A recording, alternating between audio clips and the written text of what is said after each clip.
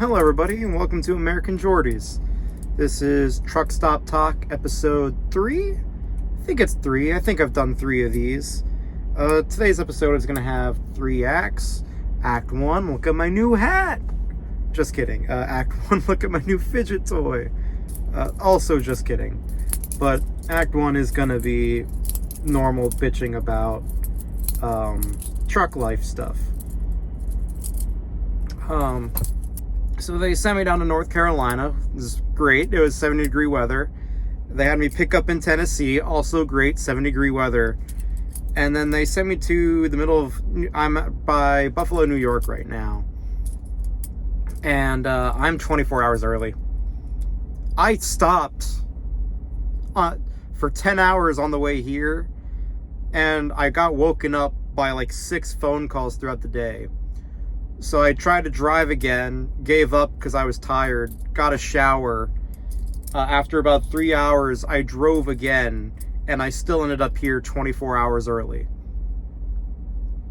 Because my dispatch can't schedule shit, I guess. They're nice people, though, so I'm not going to complain too much. But I'm 24 hours early. I took a shot on trying to check in early. And they told me that I have to wait until noon tomorrow to check in. But they offer overnight parking here, so I'm, again, not going to complain too hard. Act 2 is an Iron Lung review that I promised my friend I would do. Mona, you've seen them on the other podcasty type video I do, Dirt Poor Nerdy. Thumbnails on the screen now. You can find it on my YouTube channel. Link just down there. Click subscribe while you're down there. Maybe press the little bell icon to get notified when I post. And hey, why don't you like this video and all that good shit that helps the algorithm know that I'm not useless. I'm gonna splice this right in here. I just finished that whole rant. This is major Iron Lung spoilers because I basically summarized the entire movie. So if you don't want spoilers, skip ahead to this timestamp right here. Thank you. So Iron Lung, if you don't know Iron Lung, it's a video game, and it was played a long time ago by famous YouTuber Markiplier. And then Markiplier decided he wanted to debut as a movie director and decided to turn Iron Lung into a movie. I'm sorry if this gets annoying, but fidgeting with it feels nice. So that's exactly what he did. But the story of the game is very vague. It's not very well told at all because it's supposed to be a horror game that you play in like 2 hours. There's lore hidden in the game, but there's not a whole lot of it. People pieced together a pretty good story, but it doesn't give the full story, and it leaves it open-ended for more things to happen. Now, I'll go to like the first impressions of the Iron Lung movie that released. It's going to be like 2 weeks ago now. On the Iron Lung movie, its initial... What's the word I'm looking for? It was initially received as like, it starts really slow, it's very slow moving, it's hard to interpret. It's an eldritch horror, it's gonna be hard to interpret. I'll circle back to that point later. But to Mark's credit, he sped through the content that's available within the game, like in the first act of the movie. So it's like, hey, now let's move. Here's the part that makes it so this movie can stand alone, but it's also not gonna be the whole movie, which is a phenomenal decision on his part, because that means 2 things. It's like the fans of the game get more content than the game had, but people that haven't seen the game don't have to go see the game or play the game to understand the movie. 2 birds, 1 stone. It was great. The opening sequence pretty much got us past the events of the game, and that was that. I know it was kind of slow moving for a while there. Mark probably could have done better with a rewrite step. If you don't know, in creative writing and like novel writing, when you finish writing the story, you generally like go through and rewrite all of it. And I don't mean like delete every chapter and rewrite every chapter, but there are some authors that make a habit of, before they even reread their first 2 chapters, they just delete them wholesale and rewrite the beginning of their story to fit the rest of what they wrote, because no one knows how they're going to end a story when they write it. They might map it out, have a plan, but that's on the low end, that's 80,000 words of details, and I'm not even sure what it is for a movie, but I know that's what it is for a book. And you're gonna deviate from an outline pretty quickly after 80,000 words. So you do need to do a rewrite step. And I think that's one of Mark's first mistakes, is he's a very go-getter kind of person. So I think if he did a rewrite step, he probably did it in a way that was like, it was quickly refined, just getting out grammatical errors and plot holes, but it wasn't like rewriting the first parts. It wasn't like It wasn't like rewriting the first part of the story to fit the last end of the story. And even what I mean by that is not that it didn't fit, as in it didn't make sense. It didn't fit, as in it had a different tone. And that is to say, the tone was very slow. Another part of the movie is that like the set itself is a big art piece that Mark was very proud of. And that might have been also why it was slow, because he had to show off all the art pieces of his movie, which is phenomenal. It was very beautiful. Impressive that the set was all contained on essentially a hydraulic room called the NACMO. It's crazy cool. Loved hearing all about the production process. Let's get into the story. So it's an eldritch horror, and an eldritch horror is going to have liberally 2 main 2 points. There's going to be a religious aspect and a madness aspect. Now, to everyone who's seen the movie, the religious aspect, you can kind of tell it's supposed to echo themes of Christianity, with the quiet rapture and a space station called Eden. We'll circle back to the religious aspect. The madness aspect. Throughout the whole story, we find that Simon has always made the decision to live. Every time he's given a choice, he chooses to live. And what we're supposed to realize by the end of the story is that and there's a line where he's like, I just want to live. Why does no one else want that? And it's supposed to feel like initially like, why does no one else trying to live, trying to like just do what they need to live? The truth is, like, when you think about it, everyone kind of is. The people on Eden, the space station, they accepted their death, but they were living with the final tree. And the people of the coalition were trying to figure out ways to survive in this apocalypse after the quiet rapture, where the majority of human civilization just disappeared out of existence, along with all our stars, planets, and moons, except for the moon with an ocean of blood on it. But what Mark means, or Simon, his name is Simon in the movie, what Simon means is that he wants to live, and everyone around him is choosing death for him. So every time he chooses to live, there are people that face consequences and often die.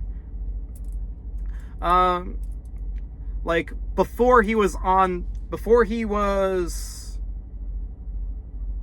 in a convict being conscripted to the sub, he lived on a space station of Eden that worshipped the final tree, and he was the butcher. And the butcher, basically, it's not really explained, somewhere between being a security force and somewhere between providing bodies for the roots of the tree to use as nutrients. He was a killer. And then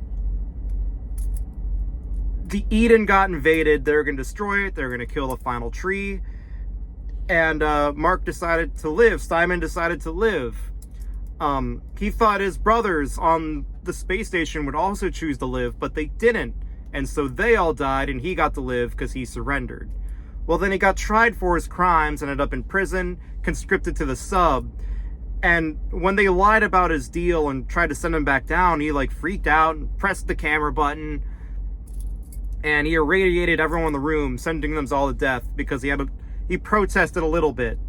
And then we get to the bottom, and well, there's a safety, before this scene, there's a spot where he's like, the safety manual's in front of him. He's like, fuck this. I don't need this safety manual because I'm down here to die anyway or come back up.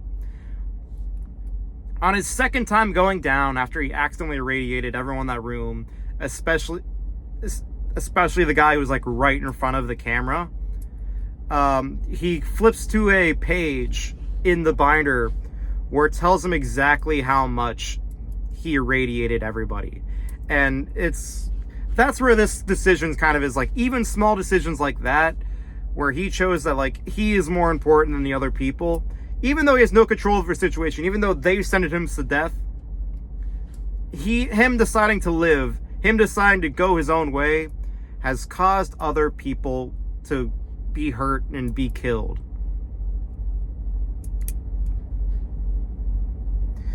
And then the madness of the end of it is like, even though he's never had a choice, even though every other person that he's encountered could have chose to live and lived, he has to choose to die in order for the rest of the world to continue on. It's like he has to go against something that's so innate to every one of us. It's like, hey, if we're in an unfair situation, we should fight it. If we have the option to live, we should take it. He has to reject both those ideas to give humanity a chance. He has to accept his unfair situation that he doesn't want, was forced into, and doesn't really care about. And he has to choose to die for others to live. And that's the madness, is like, he doesn't understand why it's such a sin to be alive, but for him it was a sin to be alive.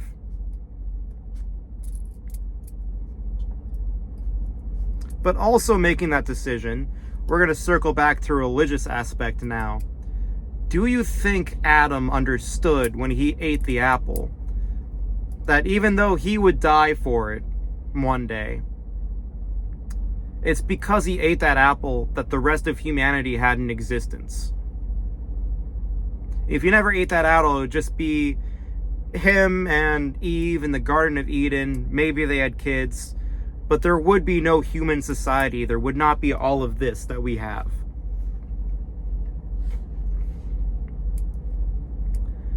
So you must wonder, like, when Adam chose to sin,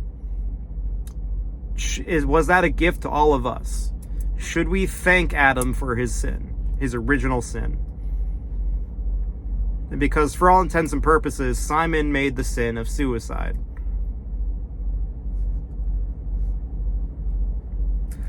But going back into more in-your-face metaphors, Eden had the last tree. It was going to keep them alive. It was the last plant life in the entire universe. And on the ocean of blood, at the bottom, there was a tenant of a previous sub who had eaten food fabricated from the ocean of blood. It's in the logs of the computer that, hey, they had learned how to make meat, synthesized meat from the ocean of blood. But there was a moral issue with it being human. And then when she partook of the meat, the woman who was down on the SM-8, she turned into a monster living at the bottom of the ocean of blood. She hatched out of her sub became an egg, and she hatched from it as the giant fish monster that could be interpreted as the Leviathan. And she tried to tempt Simon to join her, to partake. For all intents and purposes, he had accidentally consumed some blood.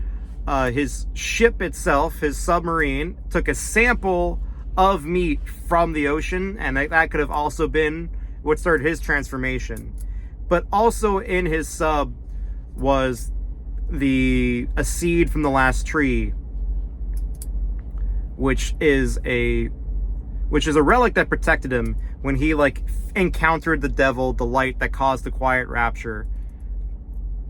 It's either the devil or God, it doesn't matter.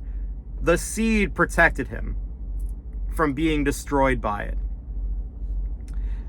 And the seed didn't quite protect him from the giant fish monster, the Leviathan, but it was a gift to humanity when he was able to give it back. Now, going back to the apple, the forbidden fruit part, there was something that humans were not allowed to know about the light, about the quiet rapture, about all the meat synthesized from the ocean of blood, about the monster at the bottom of the ocean. And all that data was stored on the black box of the SM-8, which is what they were down there looking for. And when Simon found it, uploaded it, that's when the ocean of blood itself began to try to kill him for it. And that's when he chose to die. He chose to give up on life. But he sent the black box and the last seed up on a life jacket. And that is to say that, like, Simon did not choose to be an agent of God or the Leviathan. He only wanted one thing, and that was his life, to be himself, and to stand defiant of both their ways of life. And in the end, he did. He gave them the last tree, which could support them, and he gave them the secrets of the quiet rapture. He gave them the God and the devil.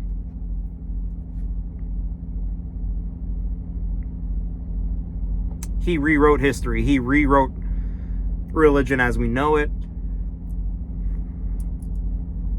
He would not be a man defined by forces greater than himself. And he had to choose to die, choose to sin to accomplish that.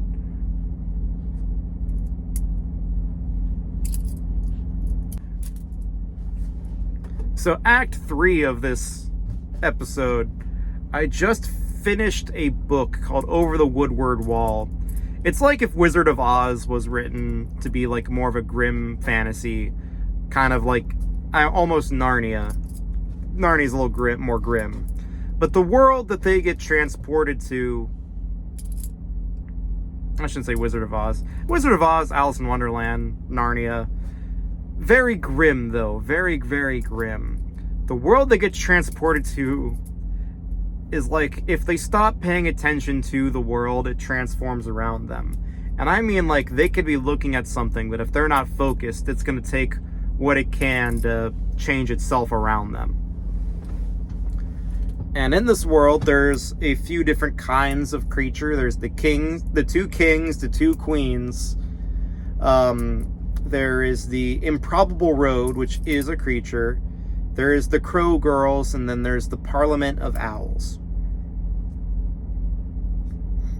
And each of the kings and the queens each have their own protectorate. And the improbable road is a place that leads them to the impossible city where the Queen of Wands lives. And this is all important. I'm going to summarize the moral of the story real quick because it is a children's story. I'm actually thinking of buying the book because it'd be nice to read to kids one day, because it has a very important lesson that I think is important. On the improbable road, nothing you expect to happen happens. And every time you think you've mastered it, something new and strange happens that breaks your trust of the improbable road. But it's always something something improbable always happens when you're walking the improbable road, and the improbable road leads to the impossible city. Now there's the Queen of Swords, the King of Cups, and the King of Coins. And they each have territories in this magic land called protectorates, where they protect against the improbable. They create order. But they are authority figures, and so they abuse that power. The Queen of Swords creates monsters because that's what she herself wants. the King of Cups creates good little boys and girls because he believes that that's what they should be. And the King of Coin believes in money. We didn't really get to meet him in the story. I think there's another book. But the Impossible City is only home to things that are impossible. And in the Impossible City is the only queen that's willing to help the kids get home. Because an authority figure who doesn't care about their own interests is an impossible thing. And the entire moral of the story is like, it's not about rejecting authority. It's about understanding fairness, and that your position as a kid does not change the fact that you should be treated as an equal. And that you should have not equal authority, but like, I shouldn't have to trust you to have my best interests in mind. You are an authority figure, and an authority figure is a dangerous thing, not a safe one. That's not saying that I can't lean on you for help. That's saying that I should double think everything you say. The other thing they did is like, these kids are two very different kids. One is all about order and respect for authority figures, and the other one has been abandoned by authority figures for being a wild child. And she had to learn how to deal with and understand authority figures and be okay with the fact that she was abandoned by them. And he had to learn how to live outside the box and stop trusting authority figures because he was useless without an adult at the beginning of the story. Like, absolutely useless without an adult. And they kind of had to learn that people like each other, they grew up believing that kids like each other were bad influences. But through each other, they learned that what their parents expected of them each was very toxic. Like, her parents expected her to be independent, and his parents expected him to be very dependent and quiet. And what they basically learned is like, no, these people exist and are important, and I need to understand their perspectives. Calling them a bad influence is setting me up for failure for the other half of the world that I will never be able to understand if I don't learn what they are like now as a kid. And I think that's like a very fun message. It's like, yeah. And I was like, it was a big part of the story is these kids realized that their parents were setting them up for failure. He realized that his parents were never setting him up to be independent or speak for himself or, understand what adults and authority figures were truly capable of when they only had their self-interests at heart. And she was learning that authority figures did in fact consider at least some of their safety sometimes and help them to get what they want, but they still shouldn't be trusted. But they had all the power to do things. But her parents, she was concerned that they wouldn't even realize she was gone because they let her be so independent that her not coming home was not a strange thing. And so there was no one to come after her. Even though she was more prepared for this entire situation than he was. To go on an adventure, to wander the forest, to encounter all these evil people. But there would be no one to look for her and no one to think to look for her because she was always trusted with independence.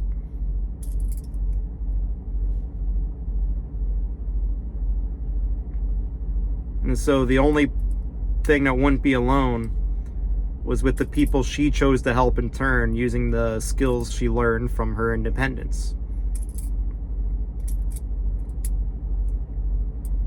She could only pass on the treatment she wanted to others. And both their parents set them up for their very specific kinds of failures like that.